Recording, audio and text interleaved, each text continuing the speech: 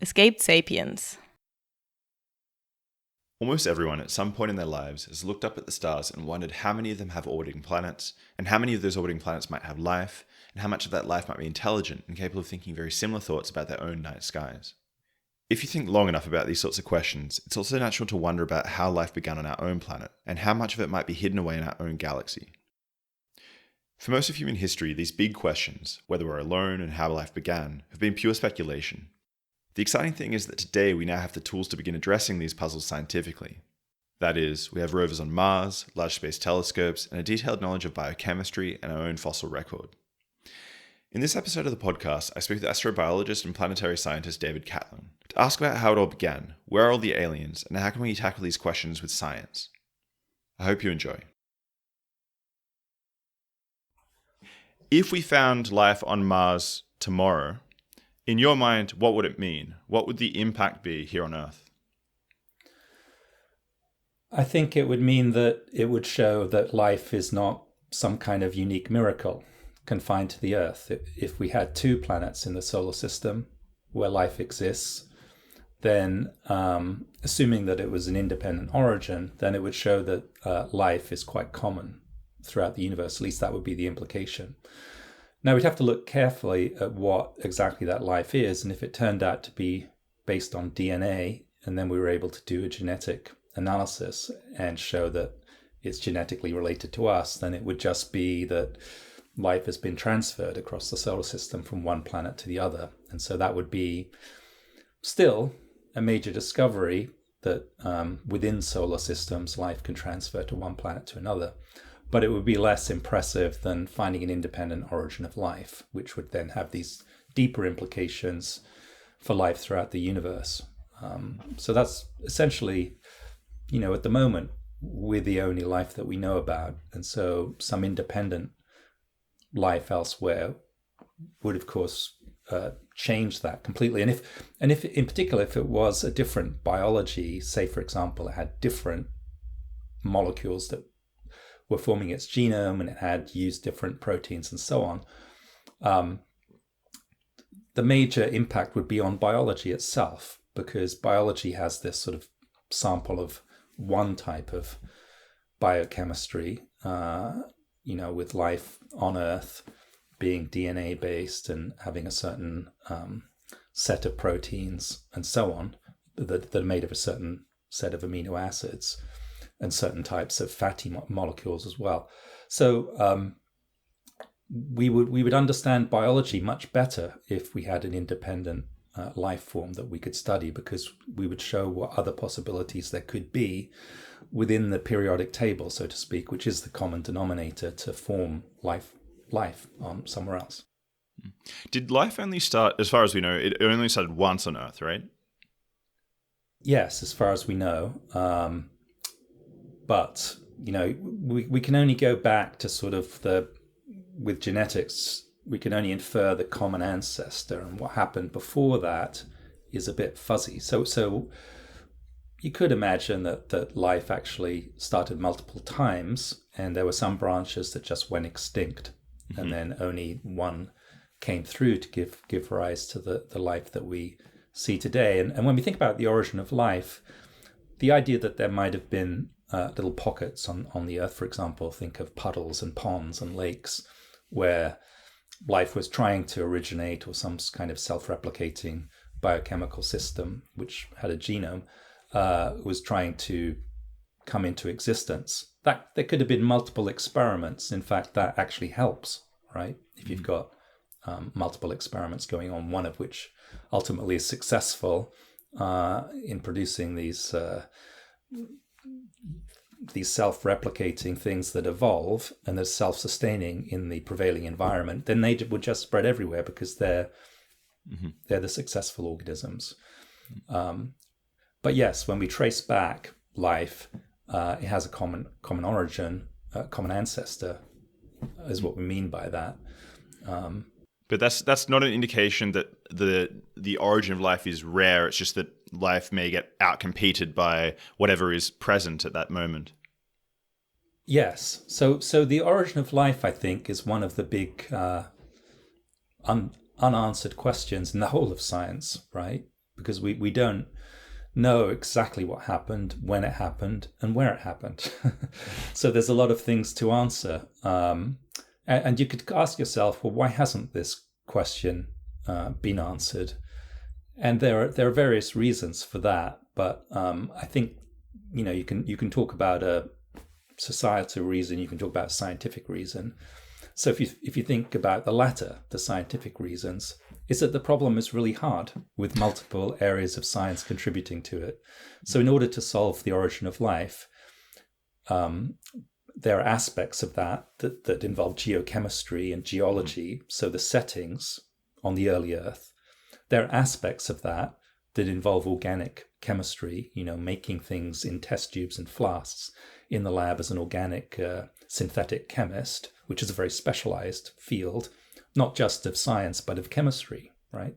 And then there are aspects of that to do with biochemistry. And if you speak to organic chemists and biochemists, those are different people. And biochemistry, is how our cells today work and what's going on there and what we can infer, about pieces of that biochemistry that seem to be ancient and are common to all of the organisms, and therefore have something to do with how that biochemistry originated. So the scientific problem is that it's so multidisciplinary that not everybody has the knowledge to kind of address this problem, or essentially nobody has all of the knowledge to address this question. So it requires people from different disciplines to really talk to each other and really collaborate. And then the other problem is the structural one. The way that we fund science is that we rely on sort of constituencies to advocate for their particular area of science. And usually, in most disciplines, that's pretty straightforward. Particle physicists can all club together and argue for a big collider, which costs billions of dollars or whatever, billions of euros. And they have a common goal, and often the way that they think about the science is common because there's some current model. But in the origin of life, these people are in different departments and going to different conferences and so on. And so the funding level for this big scientific question has been much less traditionally than has been put into something like particle physics. But to me, it seems no less important how life originated than, say, whether there's a Higgs boson or not. Some physicists might disagree with that, but you should stop and think, because if there was nobody in the universe, well, you don't. But if there was nobody in the universe to observe it, I mean, what would be we wouldn't be having this conversation. The universe would be a rather pointless entity of sterile physics and chemistry. It would just be this theater of all this physics going on, but nobody to actually appreciate it. So the origin of life to me seems a really important problem, and the same kind of level of funding and level of effort should be put into solving that problem that goes into finding new particles in particle physics, it seems to me. But that's not the case, right? If you look at try to get funded to solve the origin of life from say, typical funding agencies you have in Europe, or even the National Science Foundation in the United States. So there are some places that do fund it. For example, NASA funds origin of life studies in the United States because they're interested in finding life elsewhere, and that's part of that problem. But it's still a bit of a niche field, and I don't think there are enough people and enough new students and postdocs and so on coming up the ranks in solving this problem. But there has been progress, to be fair, in the last 10, 15 years, where we're getting more of an understanding, I think, of the origin of life. But there's a lot of big questions still to answer in that particular area. I guess you're dealing with unknown unknowns, because we haven't seen extraterrestrials before, or we haven't, it's difficult in that direction as well, just from a purely scientific question, if you discount the funding that you're afforded. Can I ask, in terms of origin of life, the fact that we only see one origin of life on Earth. The fact that we only see one origin of life on Earth, does that tell you anything about what life can be? I can imagine situations where you could have different life forms that simply don't compete with the life that originated on Earth and maybe live in parallel without being outcompeted. Does this fact rule that sort of possibility out, for example? Well, I mean, you're always going to use your one example, right? So one example of biochemistry is life on Earth. Of course, it's, when we look at life on Earth, on the face of it, it seems tremendously variable. You've got a piece of grass, you've got a mushroom, you've got humans, and so on. But when you look at the biochemical level and the cellular level, there's an awful lot of similarity in the genetic level. So all life, excluding viruses, which that's another whole issue as to whether viruses are alive or not, but is DNA based, okay, and then the DNA itself is made of these 4 nucleobases, the classic letters of DNA, and then the proteins are predominantly 20 amino acids and not other ones, but there are hundreds potentially of amino acids that you could make proteins with.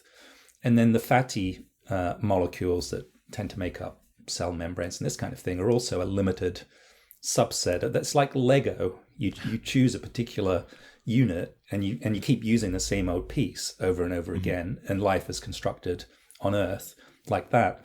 And so, what do we learn about that? We learn certain things that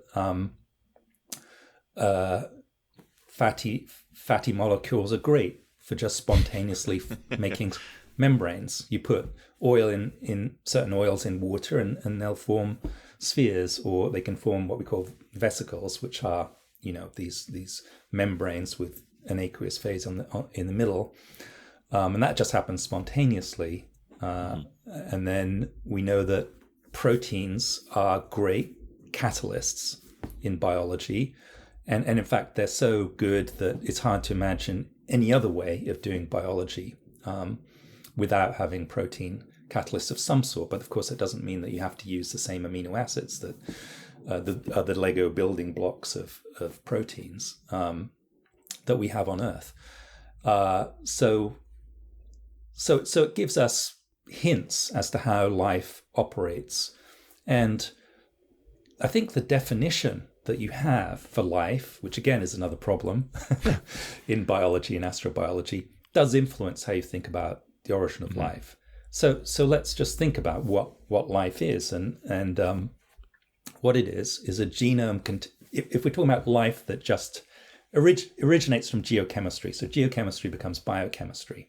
I'm not talking about artificial life, which requires things like us to originate from geochemistry first in order to make some kind of artificial intelligence robot or something that could be construed as alive.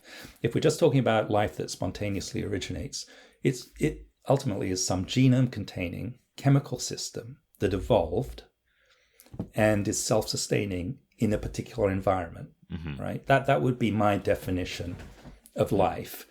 And the reason that the genome is so important in this definition is that there are plenty of things that metabolize that don't have a genome. I mean, think of your car, for example, or think of a fire, right? And they're not alive because a critical aspect of being alive is to have this recipe, which is encoded in some kind of genes, right? And there's a famous little book, I don't know whether you've read it, What is Life by Erwin Schrödinger from 1944, Nobel Prize winning physicist.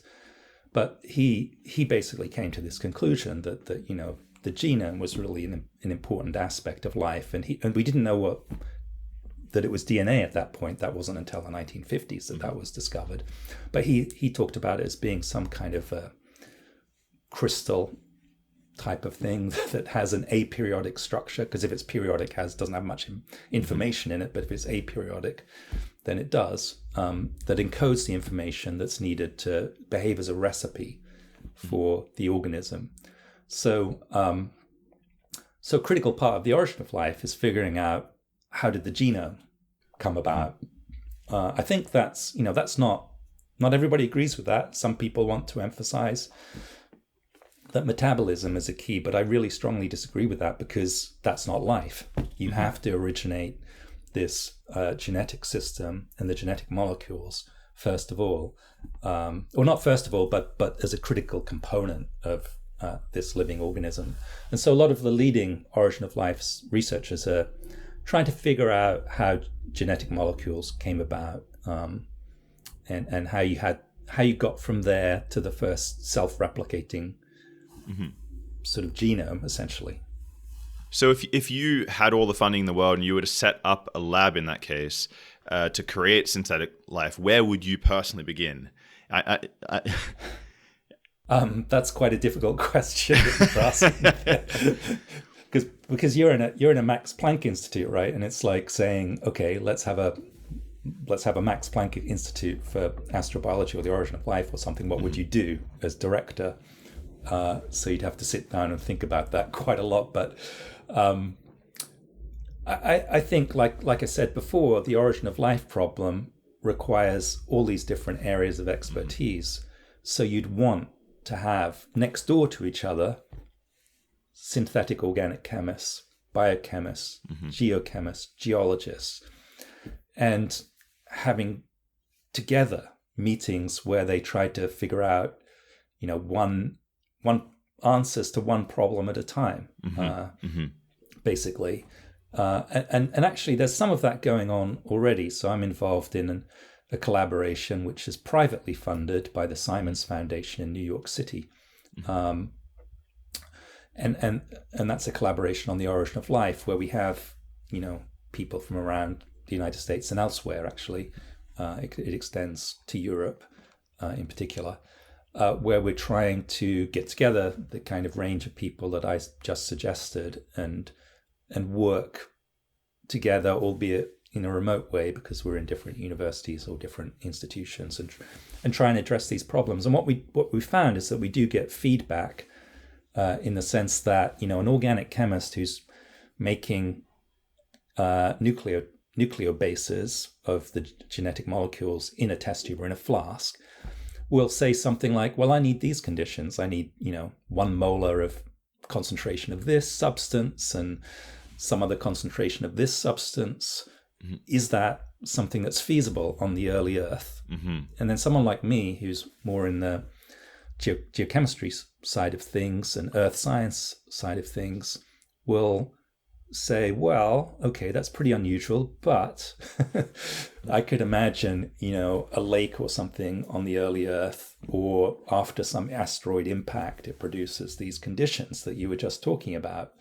And so then then someone like me will think about that in more detail as to whether that's something that's actually could happen, maybe do some modeling or something like that, or maybe do some lab experiments in my lab, which is not an organic chemistry lab, is not a biochemistry lab, but we can do physical chemistry, we can do physics experiments, we can do things related to geology and geochemistry. So that's how I would address this problem. But I think there is probably, a big advantage in having people co-located, which is something that we don't have in our collaboration, that you can just go next door to the guy next door and knock on their office and say, I don't know about the details of this organic chemistry because I'm not an organic chemist, but can you explain this to me? And you can sit down and talk it through. So that's what I would do if I was, had all the money available and was setting up some institute to solve the problem of the origin of life. But it's still interesting because we don't know the answers. And I think even if we did begin to know some of the answers, it's such a big problem that we can keep studying for a long time. But there's also a lot of controversy because it's an unsolved problem. You sometimes come across this in science where we don't know the answer, and then people will speculate and they will become tied to a particular line of argument and kind of defend it which is then it becomes odd, because, non-scientific, I suppose. well, it can become a little bit of a turf war. And what's interesting about that is that if we don't know the answer to some question, it ought to be the opposite, right? That you keep That you an don't open form mind. ranks. That you don't form ranks, yeah. But it seems to be a curious thing that sometimes in science, that when you have a big unanswered question, that People become tribal. people can become more tribal, yeah, because of that. And when it actually should be the opposite, that they should become less tribal, because we don't know. We have the agrees same thing in physics. We don't know the answer. Oh, really? Okay. Yeah. I think it's just probably a function of the psychology of human beings that comes about. But eventually, what happens is that somebody makes a big discovery where it becomes obvious that, this is the right direction, not that direction. And then there might still be a few diehards. That happened in the geosciences. That happened with plate tectonics, when plate tectonics came along in the 50s and 60s. One of my colleagues, who's an expert on plate tectonics, as a professor at Stanford, he tells me about when he was invited to a conference in the 70s, and he was sort of ambushed because they'd invited him along as a defender of plate tectonics, and all the old guard who still hadn't accepted it, believe it or not, even in the 1970s, just sort of ambushed him. And he kind of realized he was like Daniel going to the lion's den.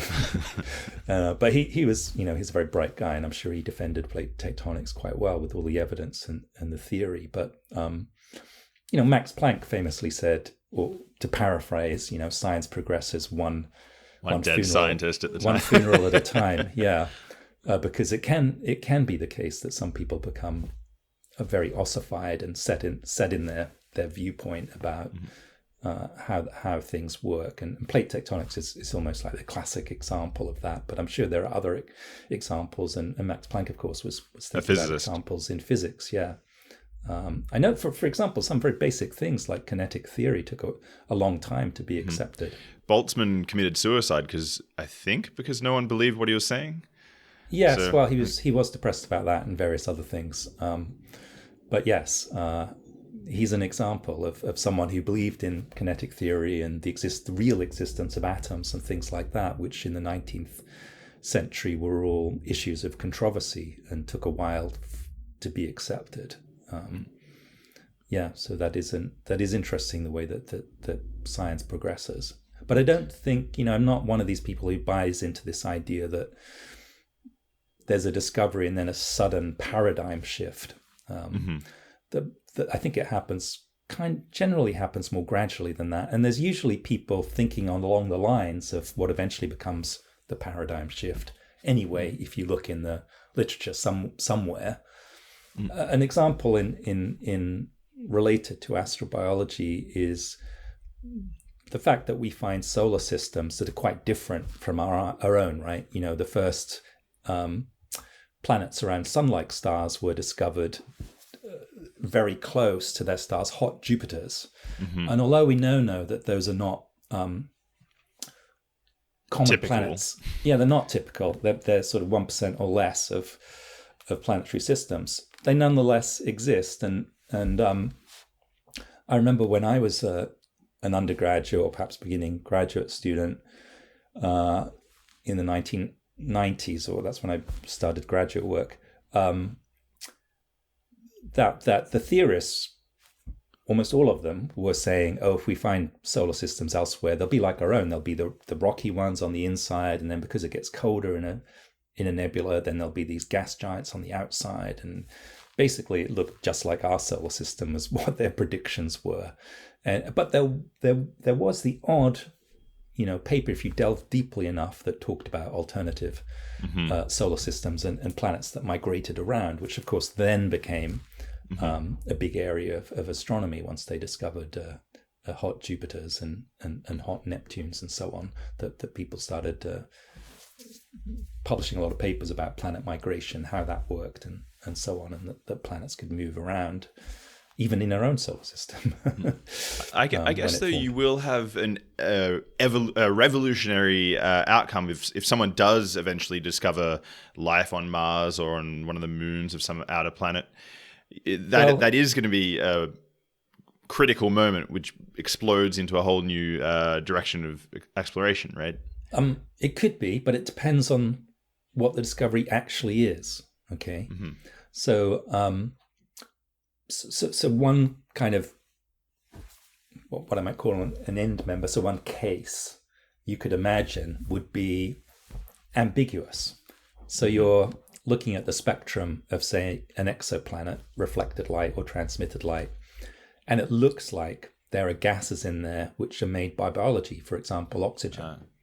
But then, astronomers in particular are very clever and inventive as a field, and there'll be lots of them that come up with ways to make the oxygen abiotically without life, or whatever other gases, say methane or something.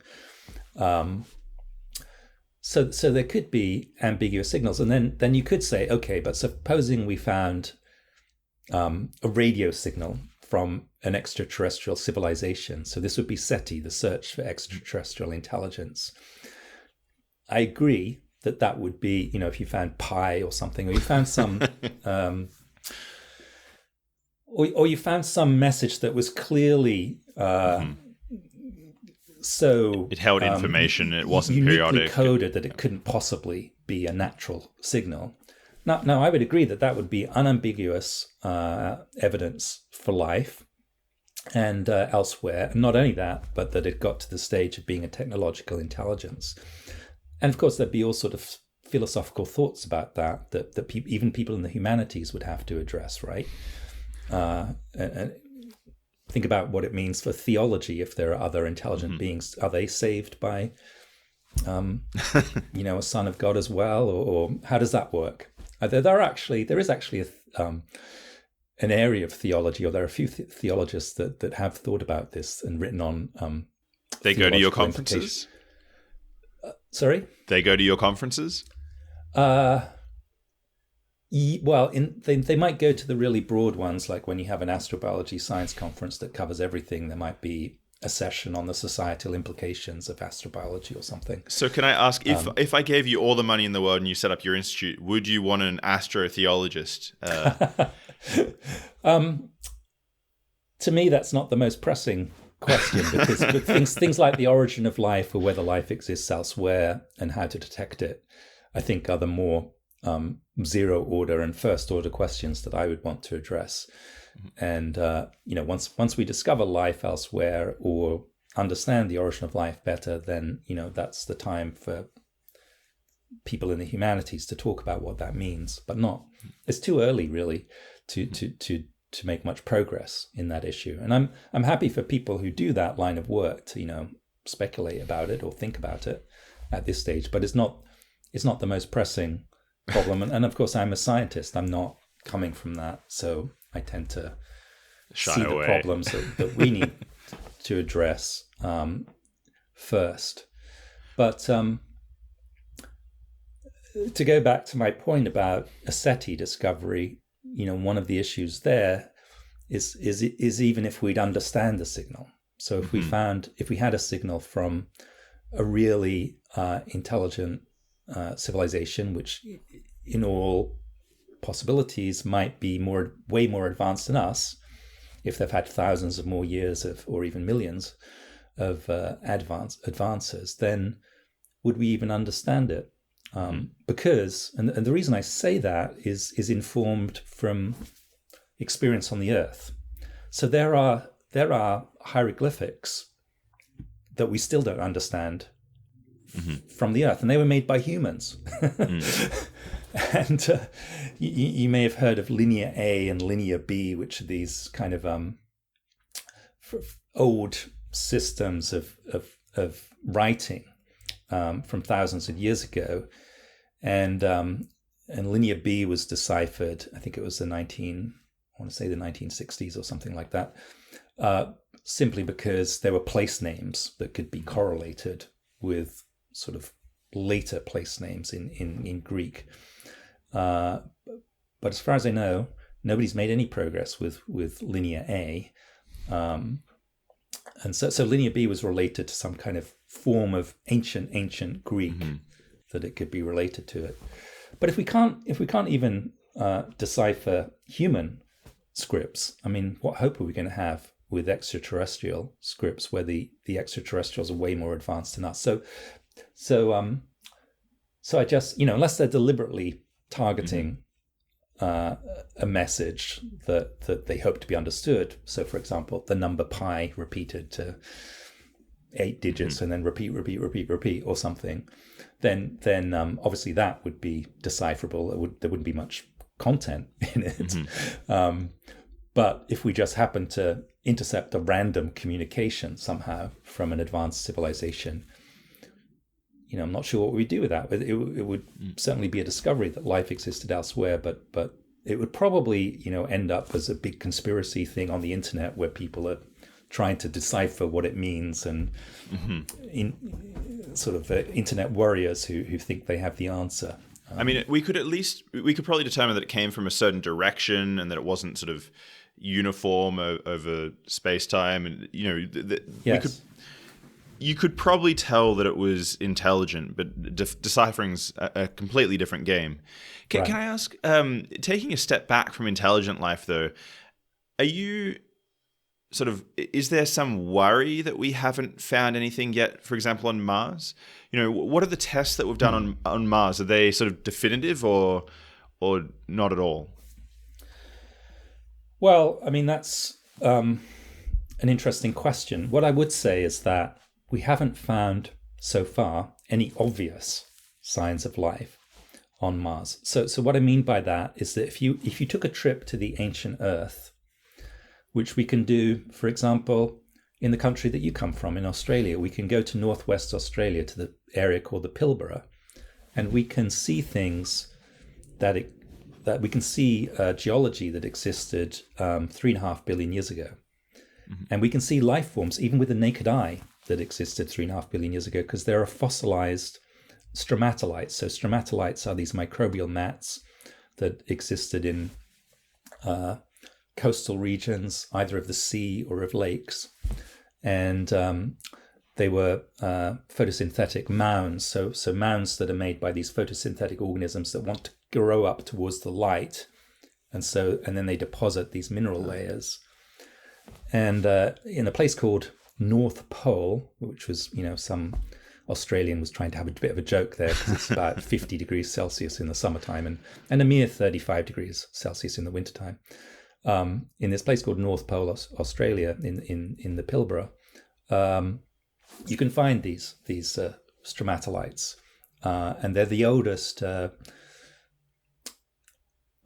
fossils that are visible to the naked eye, really. And so you can ask, how old are they? Where haven't we? 3.5 billion years old. Can we do carbon dating? That, sorry for interrupting. Oh, no. How do we determine the age then? Usually there's some volcanic layers which are, above or below these sedimentary rocks. So it's all geology. And then from the long-lived isotope systems, uranium, lead, and things like that, we can deduce the age of the volcanic rocks, and then the sedimentary rocks, which are much harder to date because they don't, they don't have the same geochemistry as the volcanic rocks, and so they don't have the same isotopic systems that we can date. But we date them relative to, say, a layer of volcanic ash or a lava flow or something, and then that places them within a certain range of dates. So these things are 3.5 billion years ago, and we can ask the question, well, we don't see something like that on Mars, right? We don't see any macroscopic, visible to the naked eye, signs of life. We don't see any fossils that are dead ringers for life. Okay, so what we're looking for on Mars are remnants, really, of microbial life. And we know that the surface of Mars is very hostile to any life that would exist today.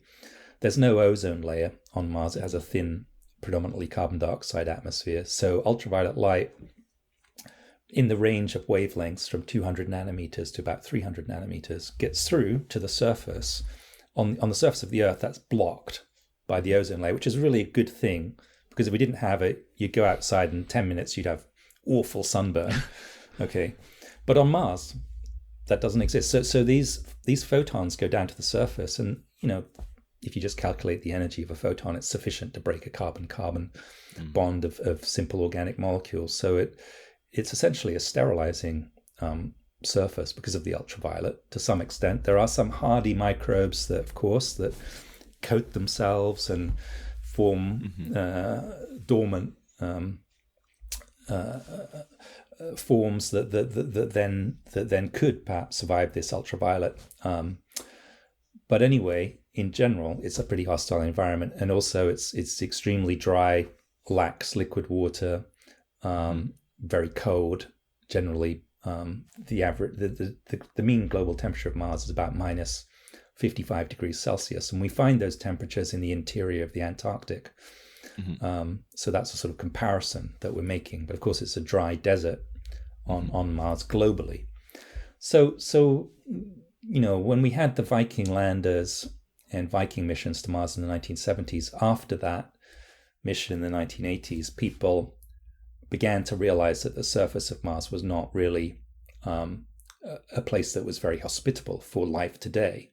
And so the emphasis then focused to, well, what about ancient life on Mars? And after all, we do find dried up river valleys and that we can see from quite exquisitely from orbit, and we also see dried up what areas that look like dried up lakes and so on. So the question then became, did life originate then on early Mars when water was flowing around? And are there signs of that life today? And so far, we haven't got that information. What we do have is that it appears that all of the ingredients, or at least the geochemical environment, there was water, there was sources of carbon, there was a source of phosphorus, and so on, even a source of nitrogen. That conditions, those sort of very basic conditions, the atomic elements, if you like, were there to make life, but we just haven't found any definitive sign of it yet. And part of that, it could be technology limited. So one thing that the Perseverance rover, which is up on Mars today, is doing is it's collecting samples. It has 43 sample tubes. They're sort of chalk stick size, made of titanium, and they're putting samples of soil and rock into these tubes with the view that they will be dumped on the surface of Mars in a sort of pile, if you like, and then there'll be another mission that comes there, picks them up, and returns them to Earth, and that will enable us to use the most sophisticated lab instruments on the Earth to look at these samples and determine, are there signs of life in the soil or the rocks that were sampled by Perseverance rover. So I think it could be technology limited in the sense that we just don't, what we send on a rover is just not sufficient to determine whether life is there. But maybe when you get it back in the lab, we can find that there's organic molecules that are diagnostic of life, or they're even fossil microbes or something like that. Which is a problem we have on the early Earth, incidentally. You go to the early Earth, and where you don't see the stromatolites, there can still be sedimentary rocks that contain microfossils. But if you look in the field, it just looks like an old piece of sandstone or something, and there's no sign of life in it. But if you bring it back and slice it up and put it under a microscope, you can actually find microfossils, which are fossils of microbes. Okay, but you could never see that just in the field. And if you sent a rover there, it's like we have up on Mars, it's not clear that you would actually discover life on ancient Earth in that way. Can I ask just quickly, in terms of microfossils, so if I find a fossil of a dragonfly or something, I can see the structure of the wings and the body and so on. It's quite obvious that was a living creature. When you're looking at I'm guessing that's fossils on micrometer scales or smaller. how do you distinguish something like that from a natural process in general? You know, if you have like a single cell organism or a clump of single cell organisms, how do you distinguish that sort of thing as something that was living once? Yeah, well, so of course, the geologists and paleontologists who study this problem have sort of developed a list of characteristics that they're looking for. And the more characteristics, the more boxes you check, the more likely it is that what you're looking at is a microfossil. So, for example, microbes live in colonies. So if you just found one, that would probably be not a good thing. So you'd expect to find a bunch of microfossils altogether. Microbes divide. So if you see a fossil in the process of where a microbe is in the process of fission, okay, binary fission, giving rise to one, giving rise to two, that's another box to check. You can interrogate not just the geology, but the geochemistry. So you can look to see whether there's remnants of organic carbon there, or maybe even other elements like nitrogen and so on that are still there in the rock. That's another box to check. You can look at the individual morphology. You know, are they just spherical, or are they all elongated, ovoids, like sort of egg-shaped or whatever, which can be the, you know, is the shape of certain microbes. If they're more sophisticated later on in Earth history, instead of, they're made of cells like us, which have a nucleus. Can you see a nucleus? Or, you know, as you go further along in the history of life, you can get more kind of ornamented. If they're like fungi cells or something, you can get more complex. Do we have examples where you can see the? Sorry for interrupting you. Do we have examples where you can actually see the fossilized nucleus? We have that sort of precision. Yes, but that's much later in Earth history. Okay. So not from 3 billion years ago, 2 billion years ago, whatever. It comes much later. But it's one of the big problems in biology is, when did cells with nuclei arise? So eukaryotic cells is what they're called. And that's also important because eukaryotic organisms are also the only ones that do sex, and then sex has a genetic advantage, this mixing and matching of the genes, and then that gives rise to all the really complex organisms that we have around. So yes, but to get back to the first question, which is life on Mars,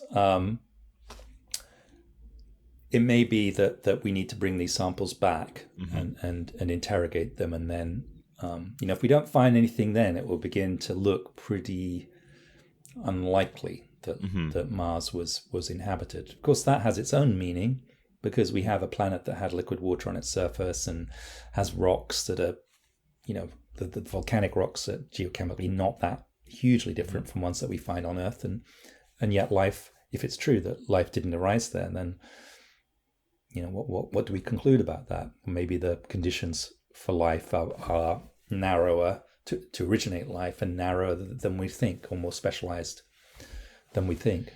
In terms of, people talk about this great filter, and they try to infer the absence of extraterrestrial life, something about our own prospects. So, for example, if life is very common, yet we don't see it, does that imply that there was some, extinction event that should have happened in our distant past? Are we able to infer anything from what we've seen on Mars about our own prospects yet? I'm not sure you can extrapolate from Mars to answer that question. So the great filter is often spoken of, that phrase, with respect to extraterrestrial intelligent life, right? Why haven't we? There's Fermi's paradox, which is, why are the extraterrestrials not here? If they've had so long to develop in the Milky Way and other galaxies or whatever, and given the age of the universe and the age of the Milky Way, and the number of stars and the number of planets. And there's also, why haven't we heard anybody yet through the radio telescope observations? This, the great silence, some people describe it as. And people talk about the great filter being simply that civilizations or intelligent life is violent and destroys itself or destroys its planet or its environment or something, or that intelligent life is just extremely rare, or that life itself is extremely rare. Okay, so there's various places where you can invoke the rarity. It could be at the origin of life itself. It could be later on. It could be the development of something like the eukaryotic cell, because the only complex life that we have on Earth that's three-dimensional, multicellular, and that runs and jumps and things like that, has this very particular cell type, the eukaryotic cell with the nucleus. So maybe that's a really difficult step. Or it could be that you can get multicellular organisms. Maybe that's not difficult. But intelligent life is difficult. But then there are counterexamples. There are animals that appear to have consciousness. They're self-aware today. Like, for example, the famous mirror test, which chimpanzees can see themselves in the mirror, and if you put a spot on their head, they'll fiddle around with it, and they know that there's something on their head, and that's them that they're looking at, right, with the spot on their head. And there's evidence that elephants are also self-aware with the mirror test, and so on. So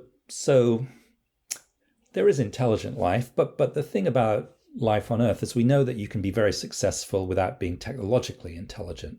And the classic example of that is the dinosaurs. So the dinosaurs were around for 170 million years, and apparently having big teeth and claws and so on was just fine to get along and be successful in a biological sense, which means you reproduce for a vast amount of time. And as far as we know, there were no technological dinosaurs. It's actually an open question, because you would think that we know that birds use tools, and birds are dinosaurs. They're just a lineage that came through the extinction event.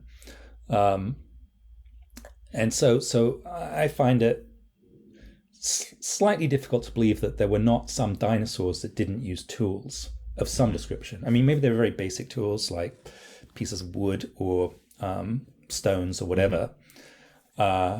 But it would not surprise me in the future if you're reading Nature or Science or something, there's a paper in there saying the first discovery of dinosaur tools, right? Where they've found a nest of eggs, and there's also some flints or something that have been sharpened or something that the dinosaurs used. Because simply, they were around so long, and we know that the birds, which are dinosaurs, use tools. So surely some of those dinosaurs use tools. But no discovery of fossilized microwave ovens that dinosaurs used or anything like that. So they never, for some reason, they never became technologically intelligent. And as I said, we don't even know whether they used tools, but I think some of them must have done, just from a logical argument. So maybe it's really hard to become technological because you can be biologically so successful without this kind of cleverness that Homo sapiens has to invent all this stuff. I kind of like the idea that the solution to the Fermi paradox is perhaps that we have billions and billions and billions of planets filled with dinosaurs. Yeah, I really like the Eddie Izzard sketch. I don't know whether you've seen it. He's a British comedian, but he does this skit where or stand-up thing where he talks about, well, why did God invent dinosaurs? It's like, if God exists, why did he invent the dinosaurs? And because they existed for so long, 170 million years, and then he waits for about 65 million years and invents humans. And why all these monsters? They were the bootloader. Sorry? They were the bootloader. The bootloader? They were the thing we needed to instantiate humans.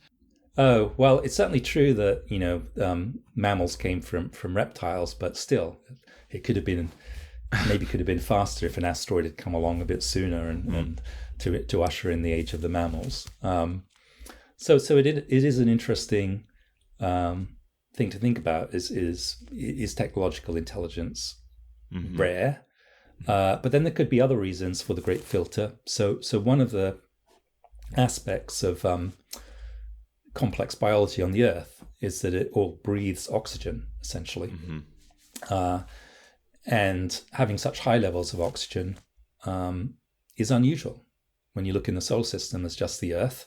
And where does your oxygen come from? Well, it comes from photosynthesis.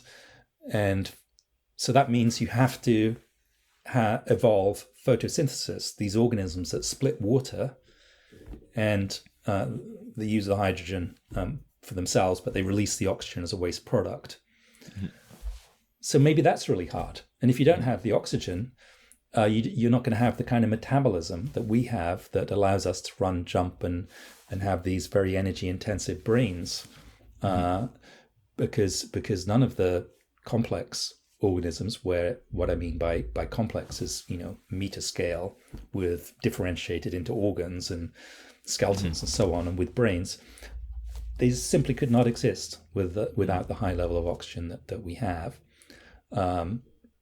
So maybe photosynthesis is a filter, oxygenic photosynthesis in particular, the form that releases oxygen. There are other forms of photosynthesis. Or maybe even if that develops, it's quite hard to build up oxygen because oxygen is a very reactive molecule. And if you had a more volcanic planet, it would just react with the volcanic gases and would never build up. So I do think, the one thing that I do think, and I think it's a no-brainer, is that complex life like us is obviously going to be rarer than microbial life, assuming that life exists elsewhere. So my optimistic vision is that maybe microbial life is actually quite common. For all we know, it could be.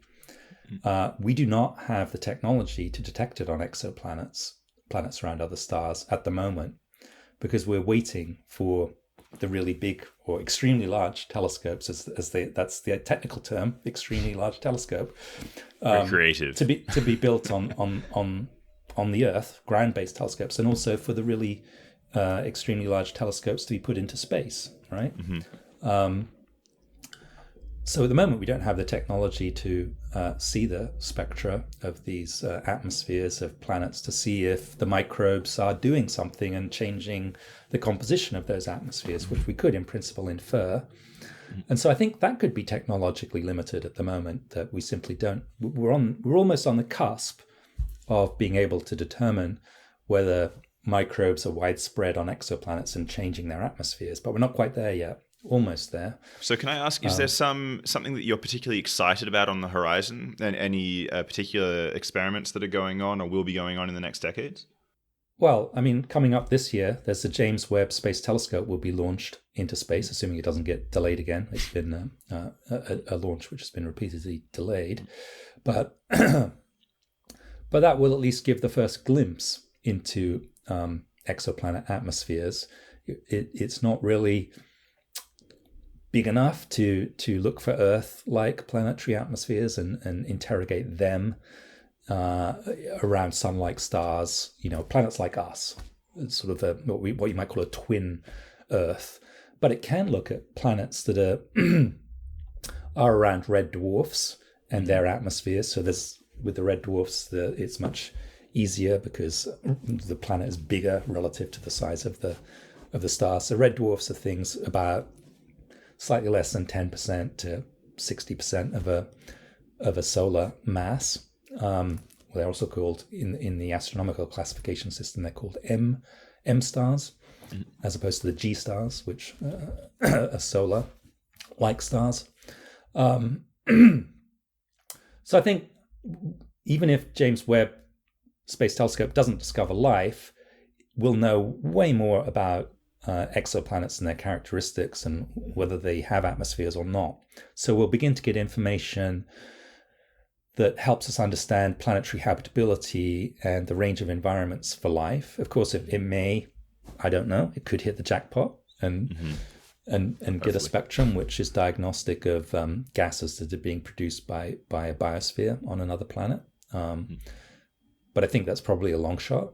but I don't know. You'd rapidly get funding for a second telescope then, I imagine. I think it might be accelerated. So there are concept studies that are fairly advanced within NASA for follow-up telescopes. One of them is called LUVOIR, which stands for Large UV Optical Infrared Telescope. And that would be like a really big bruiser, like, 10, 12 meters diameter mirror in space. And you would be able to see reflected light from a planet like the Earth orbiting a sun-like star. And then you could look for the absorption features of things like oxygen and things like methane, and see that you've got a weird planetary atmosphere from a chemical point of view, because these things don't coexist in an abiotic planet. The photochemistry means they react together, things like oxygen and methane, and so there has to be a continuous supply of these molecules, which is really big. And I see. So if you found a methane-rich atmosphere, what that would be an indication of, it would have to be biotic, would it? It depends on the context. So if we'd have to restrict it to Earth-like planets, in other words, rocky planets with liquid water on their surface, an ocean. And if you found a lot of methane on a planet like that, that would be quite hard to understand from an abiotic perspective, because high temperature volcanism doesn't produce methane. You can go to Hawaii and with a gas sensor, and you won't find you won't find methane coming out of the volcanoes there. It's also hard to produce abiotically even in the low temperature systems in the deep sea, because it's kinetically inhibited. It requires catalysts to make it. So to have a prodigious flux would strongly point in the direction of biology, in my opinion. But it's even better if you find some methane and also some oxygen together, because those things, what happens is the oxygen in a net reaction tends to react with the methane and make carbon dioxide and water. That's thermodynamically where it should go. And so if you find methane and oxygen together, it means, there's, some microbial part of the biosphere is making all this oxygen, or plants, and then some other microbial part of the biosphere is making all this methane. And so you've got what's called a disequilibrium chemistry of the atmosphere, which, if it's of a certain magnitude, is strongly indicative of a microbial biosphere. Or it doesn't have to be microbial. It could be like ours, which also has these macroscopic plants that are producing oxygen. But the first oxygen producers were, in fact, microbes called cyanobacteria. And they still exist today. They teem in the ocean. But what happened in the evolution of terrestrial biology is that some of these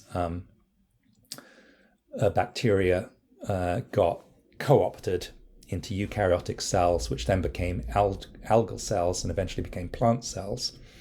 So inside when I look at a plant outside and I look at the leaf out my window, which I can do right now actually, what I see are a bunch of little captive cyanobacteria inside those cells doing the work for that plant, photosynthesizing, releasing oxygen. In much the same way that in our cells we have mitochondria, which were originally bacteria, free-living bacteria that were co-opted into a eukaryotic cell, and are the centers of our respiration, right? So we're weird hybrids. We're eukaryotic cells are Frankenstein monster cells. They're made of bits and pieces from elsewhere, basically, in various ways. But that's, we were talking earlier about, was that one of the great filters, was making the eukaryotic cell, because that is a very specialized cell type that's critical to the complex life that we have on this planet. Could I quickly ask, do you need to have a nucleus, or is it only eukaryotes that are multicellular?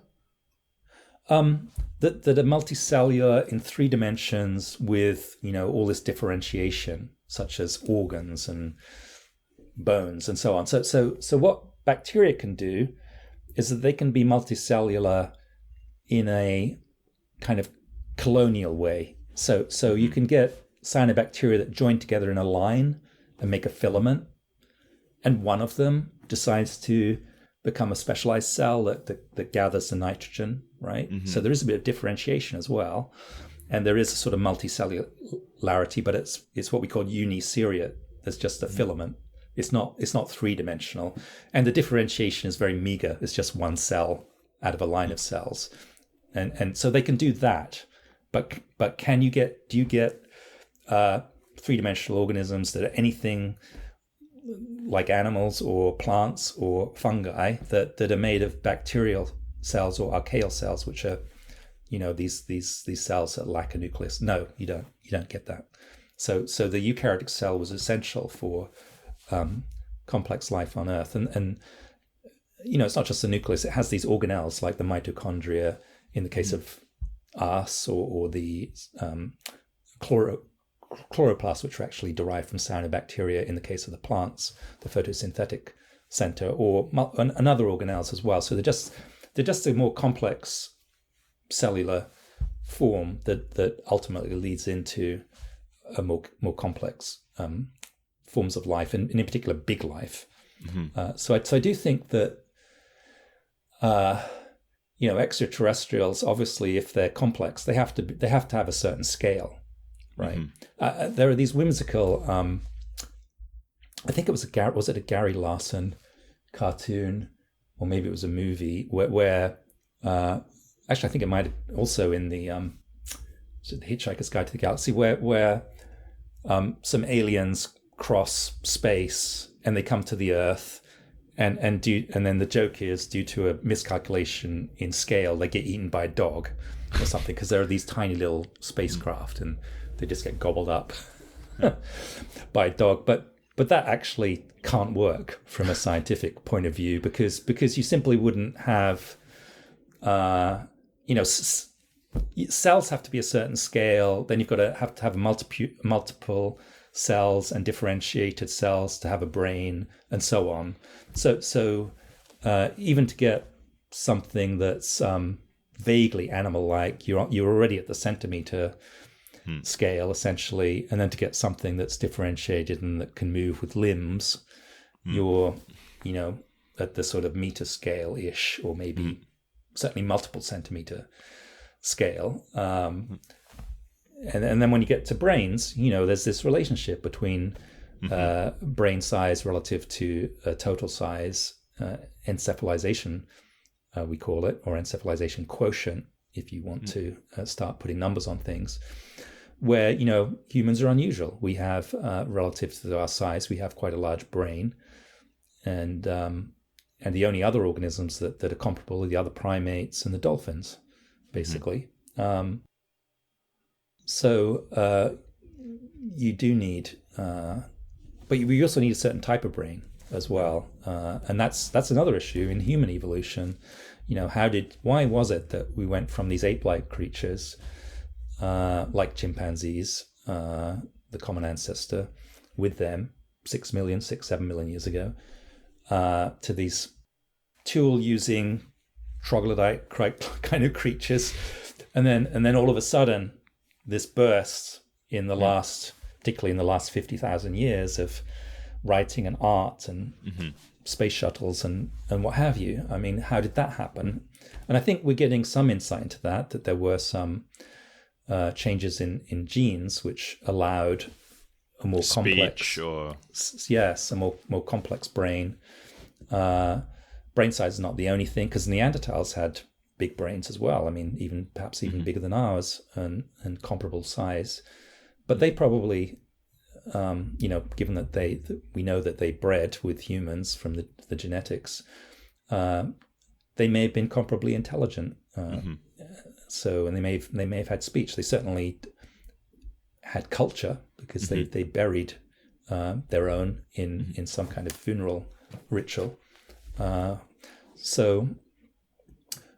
anyway, how you get this kind of leap towards technological intelligence and art and culture and so on is quite interesting. But I think the animal behaviorists would all argue that almost every cultural trait or thing that we thought was unique to humans has some reflection in the evolutionary record of animals. So, we think some people have made the argument, if you look in the literature, that, humans plan for the future. That's what's sort of unique about their intelligence.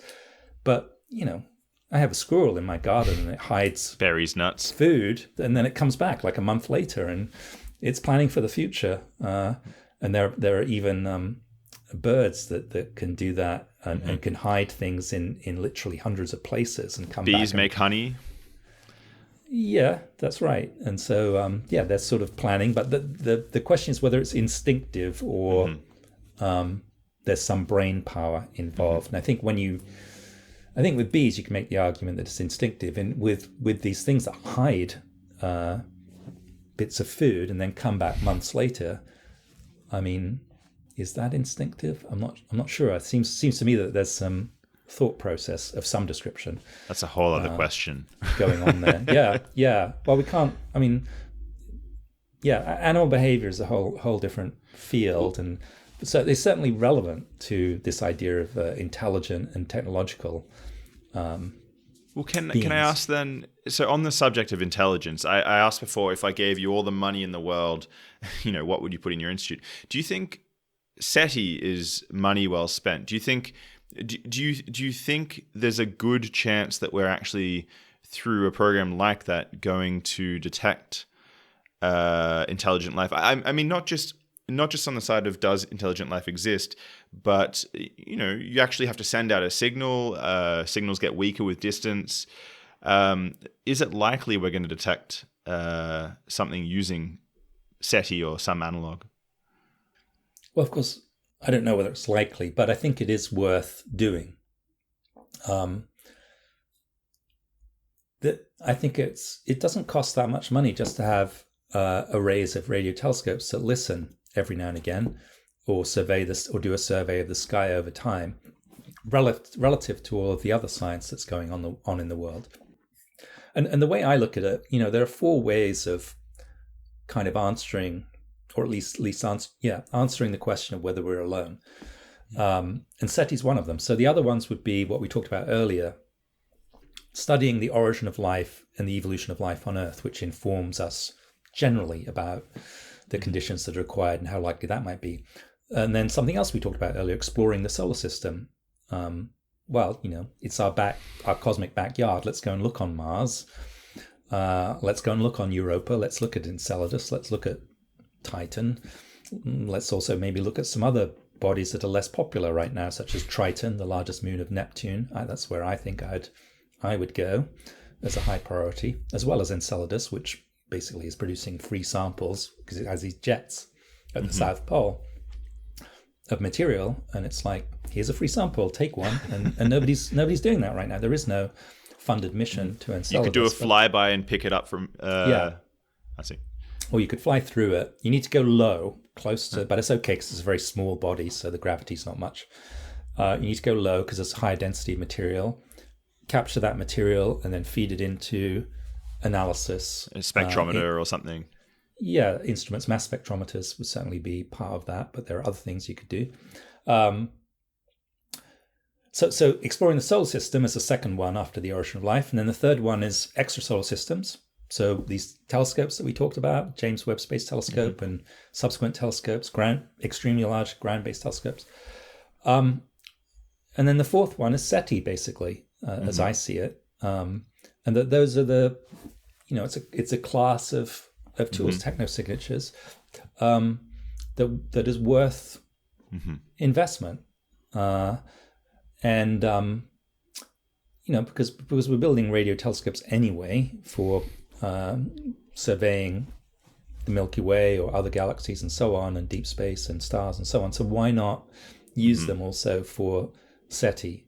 Now, the question is, if you're a scientist, a young scientist, do you want to go into that field? I think I might have some reservations myself, because it's like one of those things where you might win the jackpot, right? And detect a SETI signal, but you might also spend your whole career and it's silent. So you'd probably want to also do some radio astronomy, astrophysics, study some stars and galaxies or something as well. But what could possibly be more sort of profound and moving and paradigm shifting than discovering a signal that comes from extraterrestrial life? And if there was something out there which was actually actively trying to communicate in a benevolent way, then you could potentially learn something from these signals that we could never learn in any other way. Even if you could never meet each other. Yeah, even if you can never meet each other, because of course the distances are huge, so it's going to take, the conversation's going to be really slow. If they're within a sphere of whatever 100 light years, that's kind of an intergenerational conversation. Are you one of the? You said in a benevolent way. So Stephen Hawking and various other people say that we shouldn't be sending out any signals and sort of advertising where we are. Do you have a similar sort of reservation or not? Well, the thing is, we're sending out signals anyway, whether you like it or not. I mean, the signals from broadcast media are spreading out into space from when it started. Of course, the signal gets weaker in an inverse square way as it leaks out, but very sensitive equipment could detect it. So it's almost like that horse has already bolted from the barn, and there's not much you can do about it. Now the question is whether you should send out targeted signals, and my answer to that would just be a pragmatic one, which is no, because it's more expensive than listening. It's just cheaper to eavesdrop on potential cosmic conversations for extraterrestrial intelligence. It's a more practical thing to do. There is this question of whether they would or would not be benevolent.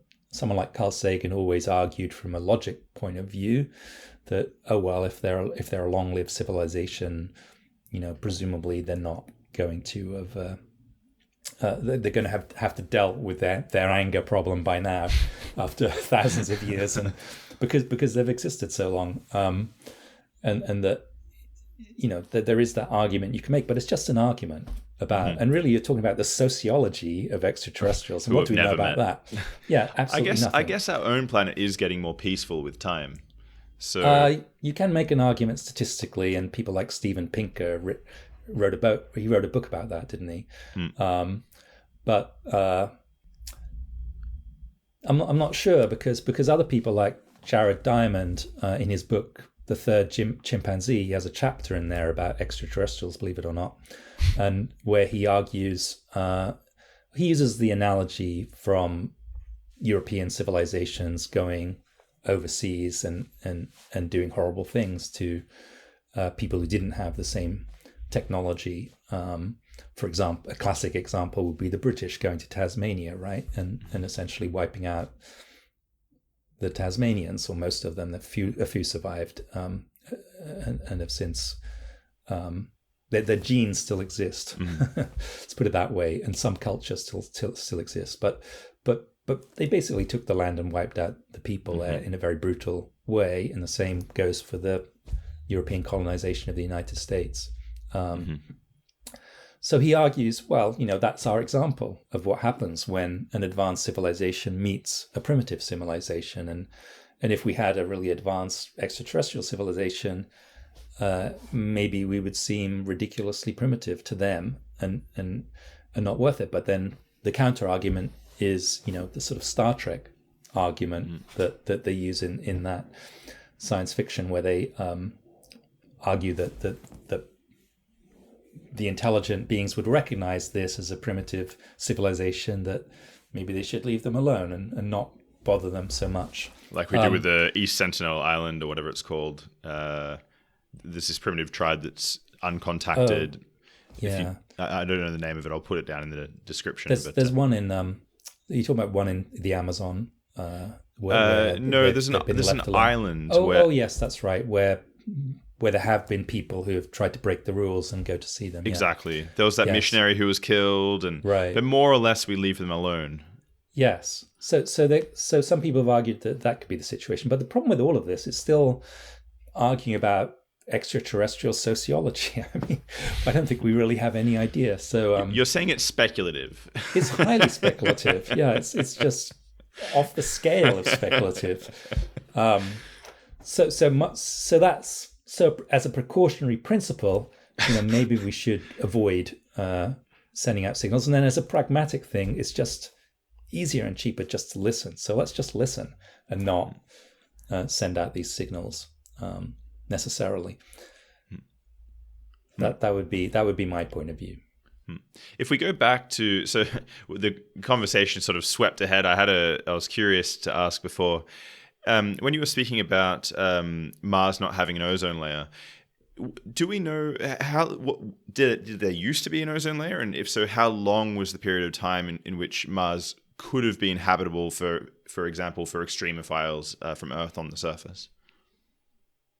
Well, the ozone layer on the Earth is derived from atmospheric oxygen. So basically what happens is an oxygen molecule, which is made of, it's O2, so two oxygen atoms joined together, gets split by sunlight, makes an oxygen atom, and then that atom joins together with an O2 to make an O3, which is ozone.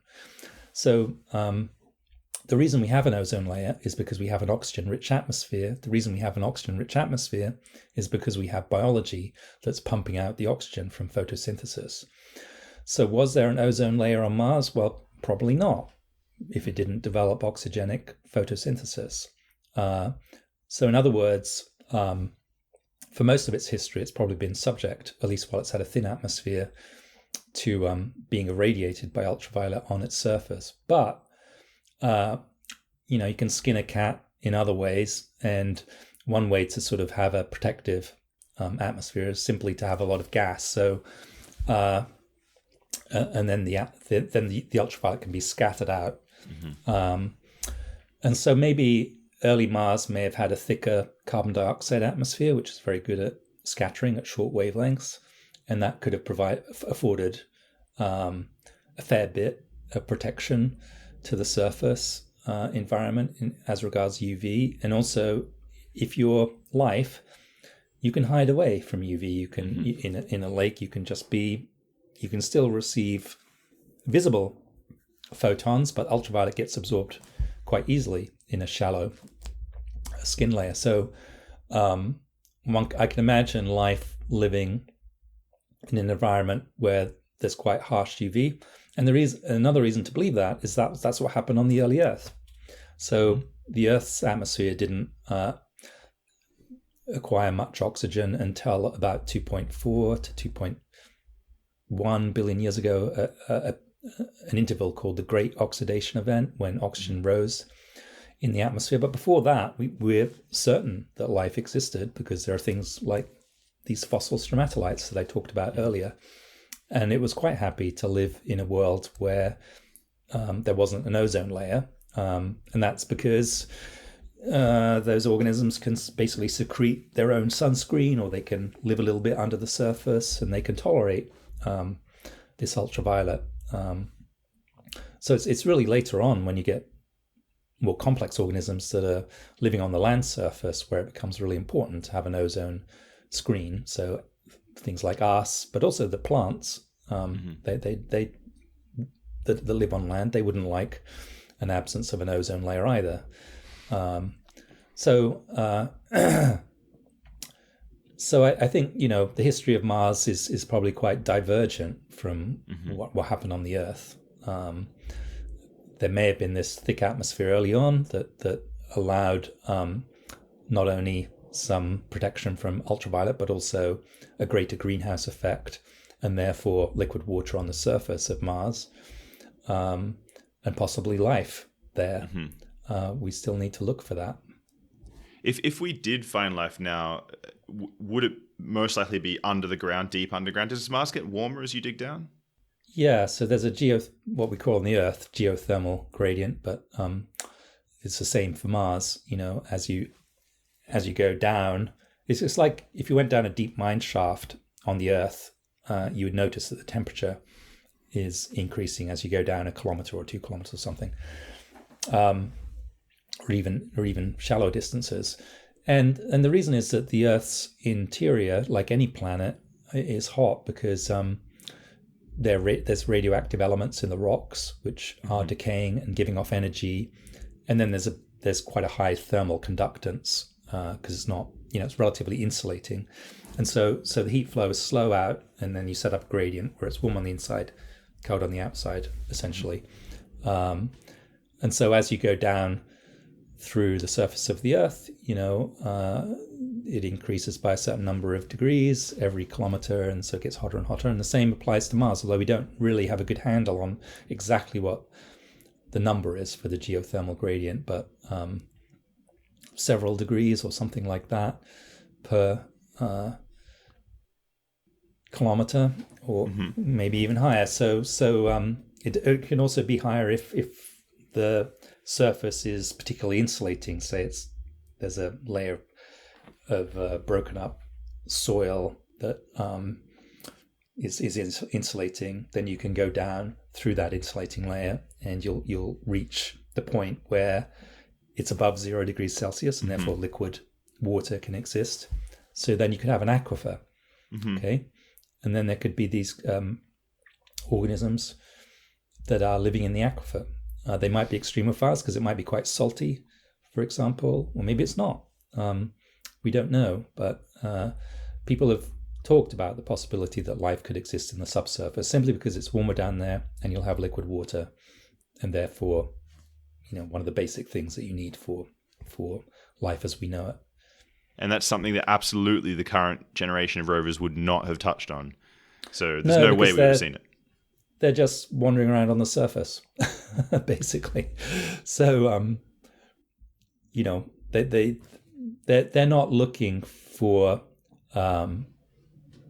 deep aquifers. However, Perseverance rover does have a ground penetrating radar on it. So if there was a pocket of water near the surface, it could detect it actually.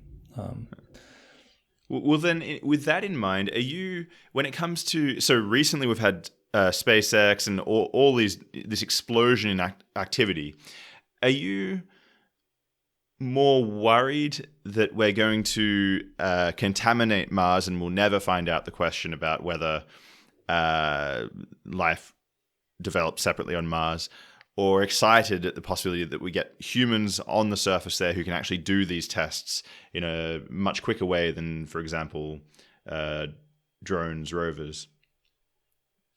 I think there is a good argument that a human wandering around on the surface of Mars can be extremely efficient compared to the rovers, if you have the right person. Say somebody with a PhD in geology, in the sciences, can look at things and immediately make decisions and take samples in the right place of the right kind in a way that rovers can't. And rovers are also very sort of restricted in the pace that they go. And so, a lot of what we know about the moon comes from the 380 odd kilograms of rock that was brought back by the Apollo astronauts and then subsequently analyzed. And people are actually still analyzing samples from the Apollo mission. And I think humans would contribute like a quantum leap, if you like, in terms of what we know about Mars if they went there and then came back with rock samples. What I'm less keen on is this idea of colonizing Mars that sort of Elon Musk talks about, retiring on Mars and things like that. I think there's a good argument for scientific exploration by humans. I think at the moment, the idea of settling on Mars is way in the future, realistically. And there've also been these weird ideas about Mars. Remember Mars One, which was this private outfit that I know a guy who was quite far along in that whole selection procedure, actually. Yeah, there was talked about sending people to Mars on a one-way trip. And there's a lot of people who'd be willing to do that. I mean, I wouldn't myself, but and a vast probably majority of other people wouldn't either, because they like things on Earth too much, such as being able to breathe the air and getting a coffee and what have you from the local coffee shop and etc. There's a very long list. Whereas Mars is this global desert. I mean, there's nothing to do there apart from wander about in the global desert. In terms of it's a very alien environment psychologically, I imagine. But some people would be quite happy to get the glory of being the first person or group of people on the planet and then just dying there. But that's not how I want to live my life, and many other people would be of the same sentiment. It turned out that so Mars One, it turned out, never had enough money to go there, and I wouldn't call it a scam. It was just sort of a naive group of people, perhaps. So that never came to fruition. I do think that the private industry, SpaceX and what have you, is a bit of a game changer in possibly allowing the technology to go and explore Mars. But the way that's happening initially is there's a lot of government support, right? They're a contractor organization to do the business of NASA or maybe other space agencies. So, for example, the Europa Clipper, which is a mission to go into the orbit of Jupiter and do lots of flybys of Europa, is at least currently supposed to be launched on a SpaceX launcher called a Falcon Heavy, which is a big thing, like 70 meters high or something. And so it's enabling in that respect. And it may also be literally enabling if someone like Elon Musk stumps up the money to do his own Mars mission, or Jeff Bezos or whatever, because after all, they do have a heck of a lot of money where they could fund something like their own mission to Mars. But is there a genuine concern that you could actually destroy your ability to ever determine? Yeah, that is worrying. And there are international laws that are concerned with that. So the Outer Space Treaty from 1967, and basically covers that. And you're not supposed to contaminate other planets in that way. So they would be subject to the law, international law. And NASA has, a planetary protection officer to ensure that when NASA sends missions to Mars, these rules are followed, and that NASA's missions don't, at least to the best of our abilities, spread terrestrial life over the surface of Mars and contaminate the surface. Although SpaceX is sort of known, sorry for interrupting you, SpaceX is sort of known for, let's say, bending the rules, right?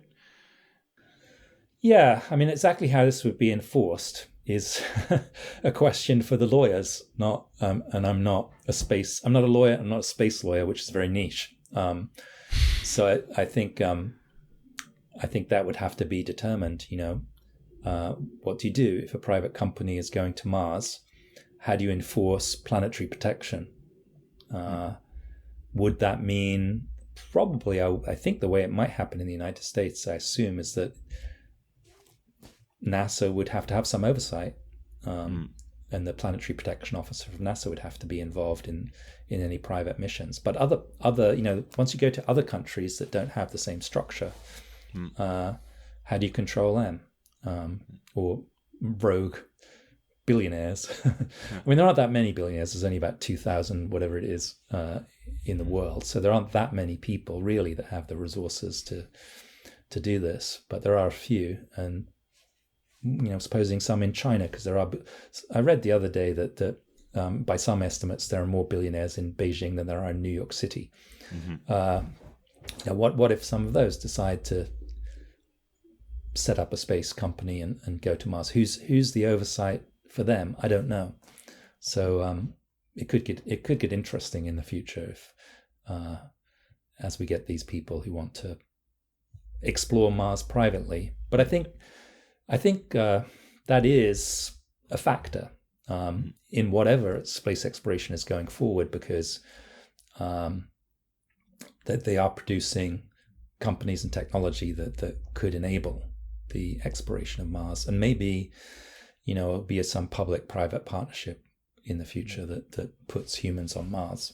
But other people are suggesting that instead it may simply be China, because they have vast resources, and they have a state apparatus that can just, if they want it to happen, it will just happen eventually. So In a way that in, say, in the United States or in other countries where we have a rather convoluted process to approve things through our parliaments or whatever. They have one man in charge. Yeah, they basically have a sort of dictatorship essentially, which could just say, oh, we're going to do this and then allocate the money. And when you're racing for the glory, it's easy to forget about the microorganisms. Yes, it could be. So we'll see what happens. But I mean, I'm pretty sure that the Chinese Space Agency would abide, I assume, by the international agreements. It's more the sort of private entities where I'm not quite sure how that would work going forward, but we'll see. I had two sort of questions that I wanted to wrap up the conversation with. And so the first is going back in the direction, I guess, more closer to your own work. Actually, three questions, sorry. So the first is, I can imagine today, or in the near future, building some artificial intelligence, using silicon, right? And I can even imagine a situation where you have self-replicating factories and that sort of thing, some sort of pseudo or synthetic life that we create as humans, but which nevertheless did not evolve naturally on the planet without us. And so with that sort of context, I'm wondering, as the Earth was 4 billion years ago, was that initial environment necessary for the sort of life that we currently see today? Or if we were all snuffed out tomorrow, could life start again today in our current environment? Well, I think that's an interesting question because I think it gets to the fact of what we think about the origin of life.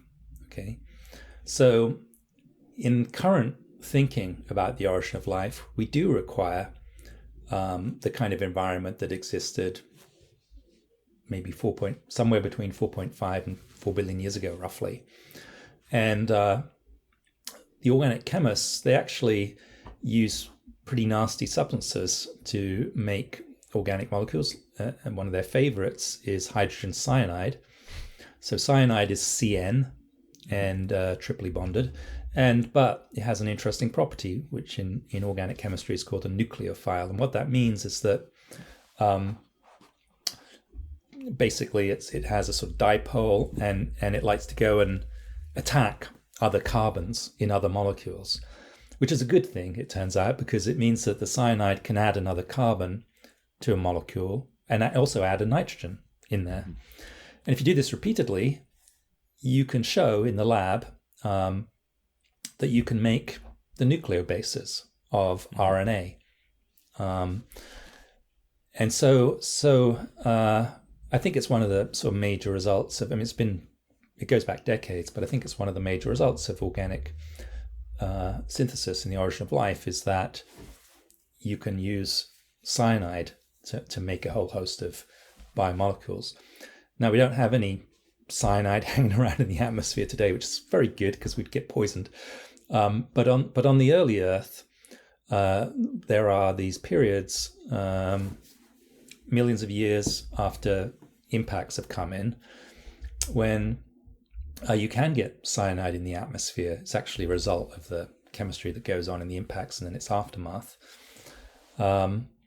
And then that can give rise to life.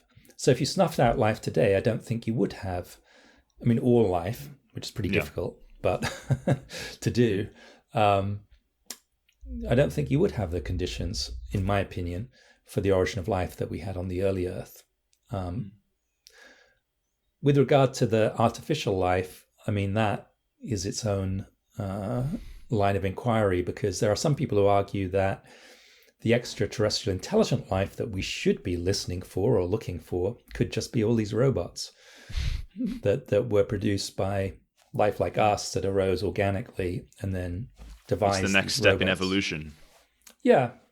And of course, those could live on, one could imagine robots living on a place like the moon, which doesn't have oceans and doesn't even have an atmosphere, but they'd be quite happy, perhaps. as long as they could, as long as they could fix themselves. Whether they could do that without all the resources that they have on a place like the Earth is an open question. I actually do think most of the industrial processes we use end up using liquid water in one way or another. Mm-hmm. So it might be difficult for them to live on, in the very long term, on a planet that doesn't have a big supply of liquid water and so on. But artificial life does open up, a range of habitability zones that we don't normally think about, because we're so focused on thinking about liquid water and life that arises spontaneously as through organic chemistry. Mm-hmm. So I think, your question is relevant because it gets this question of how did life originate, mm-hmm. as well as the question of what kind of life could there be out there that we should be looking or listening for. I guess artificial life might not have the same signatures in the atmosphere as well. That have completely different, potentially, chemistry. Yeah, they might not even have any. Well, they're going to have some signature, I suppose, from whatever industrial processes they need to fix themselves and mm-hmm. reproduce themselves. Presumably, they'll give off some waste gases, but who knows exactly what that would be? And it wouldn't be like what the traditional biosignature gases, where we're looking for results of the metabolism of a microbial biosphere that gives off waste gases like oxygen from photosynthesis or methane from decomposing organisms. Yeah. So one thing I really wanted to ask you about, just because when I read it, I was so curious about how on earth you did it. So your research looking at raindrops billions of years ago to determine the density of the Earth's atmosphere. Mm-hmm. How do you find a fossilized raindrop? How do you recognize something like that? It seems like how did this come out? Where did the idea come from? So first of all, it's not a fossilized raindrop. It's a fossilized raindrop imprint. Okay. Mm-hmm. So imagine a raindrop falls, that you could probably see this on a beach if you're unfortunate enough to go to the beach on a rainy day instead of a nice sunny day. So the raindrop falls and it creates a little dimple, a little crater. And that's what we find fossilized. We find fossilized raindrop imprints. Okay. And, they're not unheard of in the geologic record, and people have known about them for some time, actually. So one of the founders of geology, Charles Lyell, who was a sort of Scottish gentleman in the 19th century, he actually wrote about these in some papers, these fossil raindrop imprints that he'd found in North America and elsewhere. And what he was talking about then was, these are interesting, aren't they? Because it means the rocks I've found here that have got all these dimples in, which I'm identifying as fossil raindrop imprints, that shows it was a surface exposed to the atmosphere. And So how did we start thinking about this? The reason was I have a colleague at the University of Washington, Roger Buick, and he does a lot of field geology. He's Australian and knows the northwest region of Australia, the geology of it extremely well, having been there at least, I don't know what it is now, 20 field seasons or something. Around the North Pole. Yeah, North Pole, Australia, and did his PhD thesis there as well. So he knows the rocks really well. And he said he'd come across some raindrop imprints there that were Archean in age. So that means before 2.5 billion years ago. And we also knew that there were some in the literature that had been reported from the Archean. So the Archean is the eon of Earth history from 4 to 2.5 billion years ago. And we decided that ones in South Africa are actually better because what had happened there was a sort of raindrop Pompeii, if you like. So the raindrops had created there'd been a shower and the raindrops had created these little dimples and then they got covered over with a layer of ash from a local volcano and therefore preserved, just like, things are preserved in Pompeii. And then now the ash is weathering away, and some of these surfaces are re-exposed, showing these raindrop imprints. And of course, they've been fossilized because the rock, the material has been lithified, turned into rock over time. And I didn't get the chance to go out there, but the graduate student that we were co-advising and Roger went off to this place, which was roughly between Cape Town and Johannesburg, if you can imagine that on a map, where these raindrop imprints were. And they took latex casts. They also took some of the rock away. There's some in Roger's office. And basically using the 3D topography of these things into a computer, we can work out the characteristics, their average size and surface area and volume and so on. And if you could imagine a raindrop falling through the atmosphere, it reaches a terminal velocity, which depends on the density of the atmosphere, okay? In a way which is known through physics. And actually there's also, it turns out, there's a maximum size of raindrop, which basically depends on two things in the physics: the surface tension of water and gravity. Things that have not changed throughout Earth history. And that sort of sphere equivalent maximum size is about 7 millimeters sphere equivalent, roughly speaking. So if we can look at the maximum sized raindrop imprints, which were caused by the maximum sized raindrops, which we know were about 7 to 8 millimeters in size, we can back out the air density. Now, we do have to do a calibration here, which is we had to drop some drops of various size into the substrate, which was very similar to the original substrate. But luckily, that was a volcanic ash as well. So we got some ash from Iceland, actually. And remember that Iceland volcano that shut down all the... We got some of that ash and also some other ash. And we did some experiments, or rather the graduate student did the experiments, and then figured out scaling relationships between the air density, the crater size, and so on. And then used the ones that we found in the field, and then figured out that the atmosphere 2.7 billion years ago, if you convert to density, was probably about... convert to pressure was probably about somewhere between... it was what we put an upper limit on it, that it was probably less than about half a bar, so half of what it is today. So today is 1 bar's surface pressure, and it was actually a thinner atmosphere than today, and which is interesting. Who came up with the idea? Was this you that came up with the idea of doing this? So Roger, my colleague Roger, said, can we do anything with these raindrop imprints, right? And because there's a lot of variables.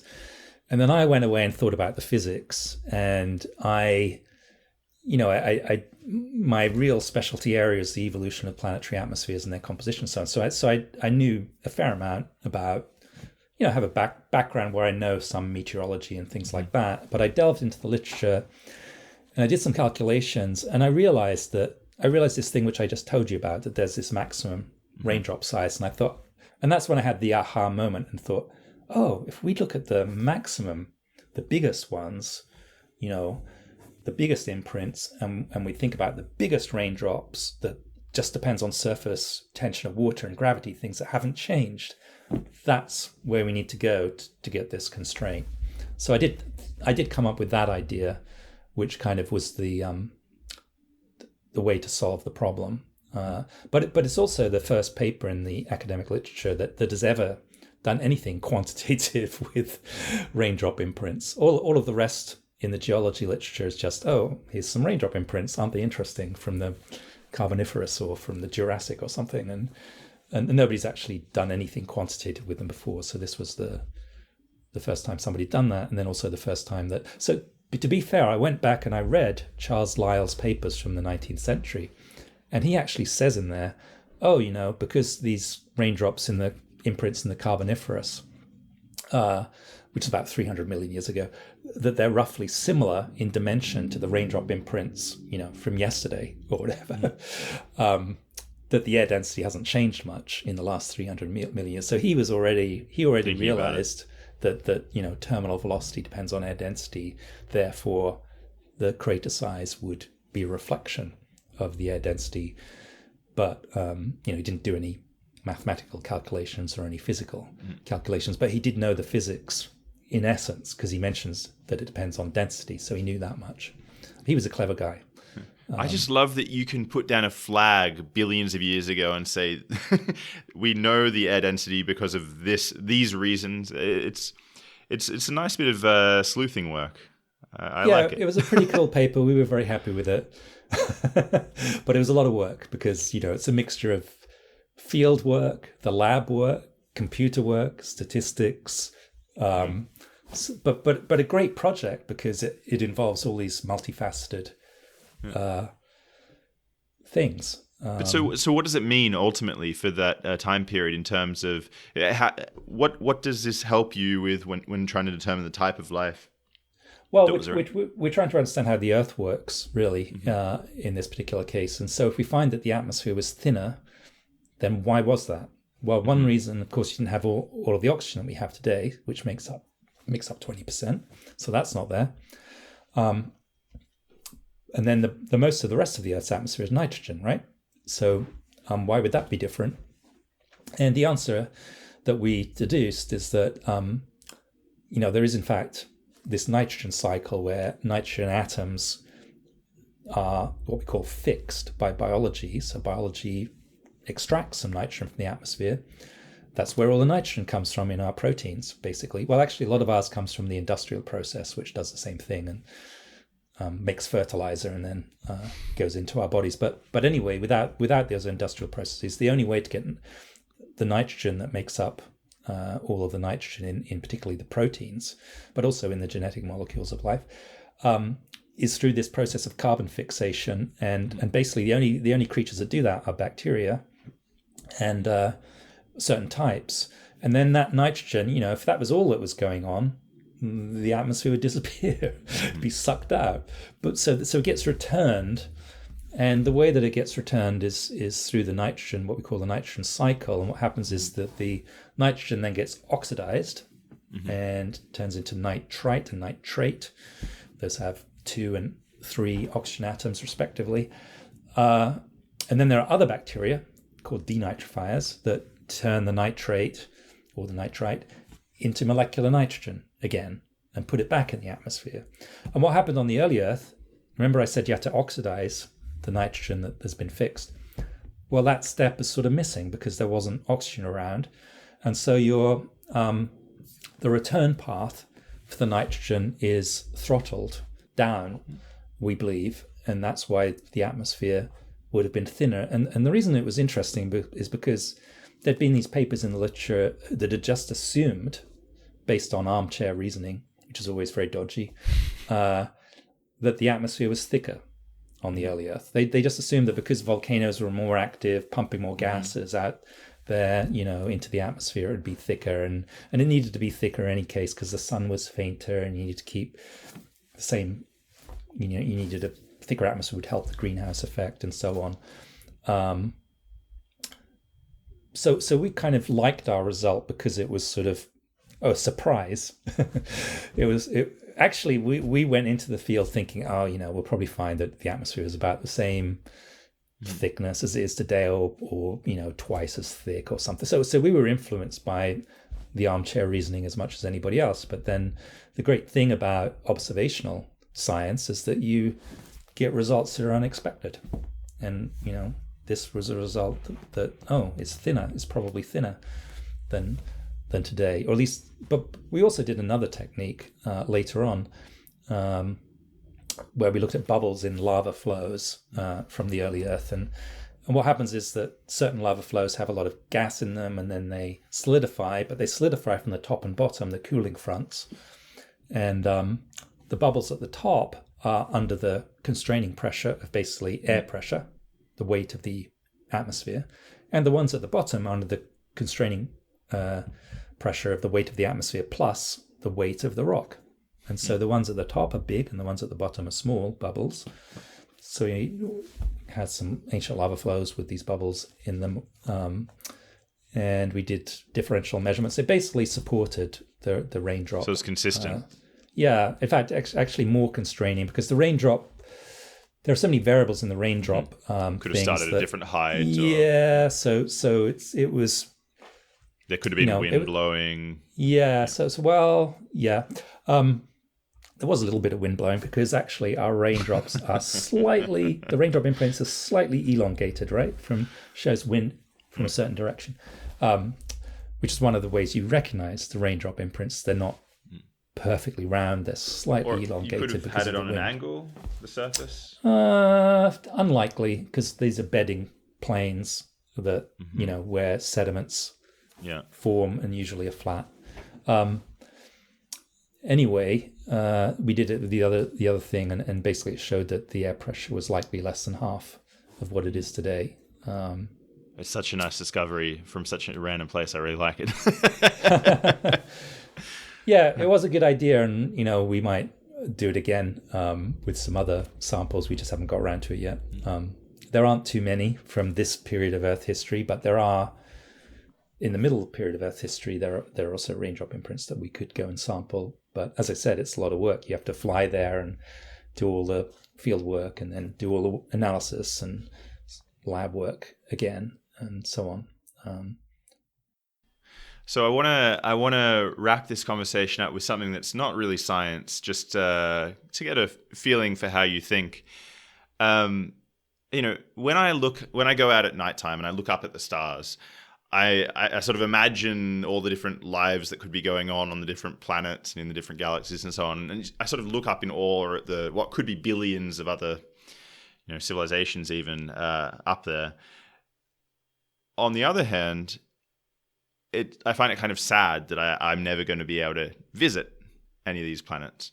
So I'm wondering if you sort of share this sort of joy and awe mixed with sort of sadness that I do when it comes to thinking about life on other planets, and how that sort of, I don't know, paints or colors the research that you do, or how it's affected by your view of your research. Yeah, I think mostly when I go out and look at the night sky, I can't see anything because it's Seattle and it's cloudy, but but on those occasions when I get out, particularly in the countryside, away from the bright city lights, and also, the best sky really is in the southern hemisphere, I think. There's more stars. There's simply more stars. I mean, one of the best views I had was in the Atacama Desert when I went to the Paranal Observatory, which of course is in the right place. That's why they have an observatory there. And it was just a beautifully clear night, of course, very dry because it's the Atacama Desert, and you just look up at the Milky Way, and it's spectacular, the sheer number of stars. So yeah, I mean, it's hard, and when you're looking at the Milky Way, you're looking sort of edge on at the Milky Way galaxy, which is weird to think about, and. I do agree that when you think about the vastness of it and all of these sort of controlled thermonuclear explosions, which is what stars are, essentially, controlled by their own gravity, it does seem pretty amazing. And when you think also, we know now from the various surveys that have been done that typically your star will have at least one and maybe more exoplanets going around it.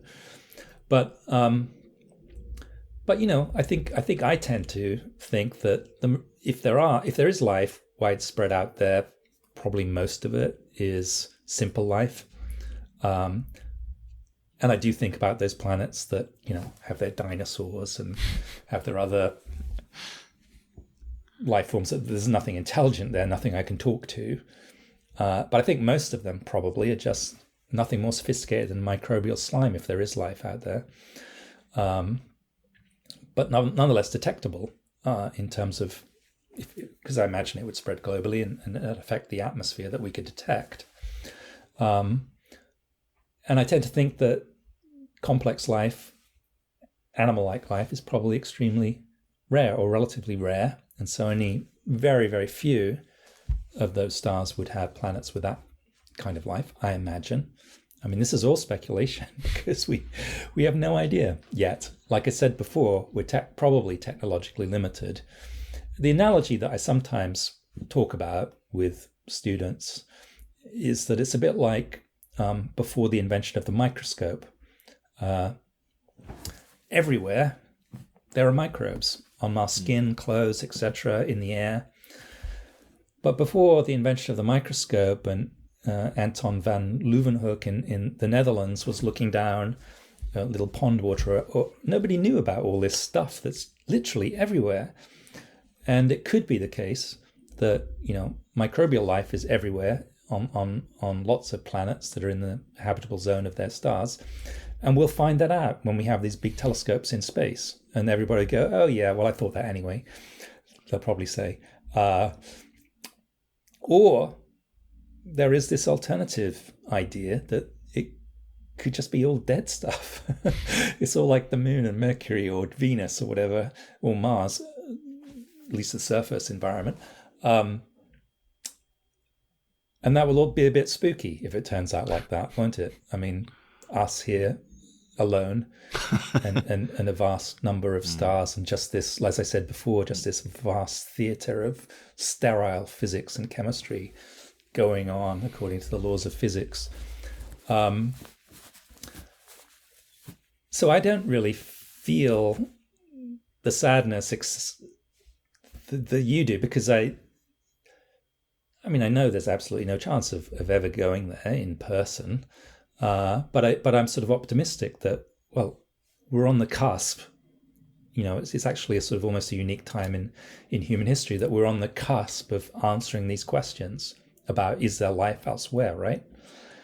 And it didn't used to be like that. It used to be literally for the past decades and centuries, and going back to Aristotle and so on, that you just have to ask, people would just ask some old geezer, who's supposed to be wise, what's your opinion on this? And it would just be an opinion. But what I'm excited about is that instead of asking some old philosopher their opinion, we can interrogate nature itself and get data back and answer the question scientifically with observation. And that we're almost at the point where we can do that with the extremely large telescopes and the spaceborne telescopes that will be coming online in the next decade or two. The only thing that I feel sad about is that I may not live to see the successors to the James Webb Space Telescope. I may either be kind of retirement age, or I may simply not be alive at the point when they're pointing towards Earth-like planets around Sun-like stars, because that scale of telescope in space is needed to do that. So that's the only little thing where I'm a little bit unhappy, but in general, I'm pretty optimistic about the way things are going.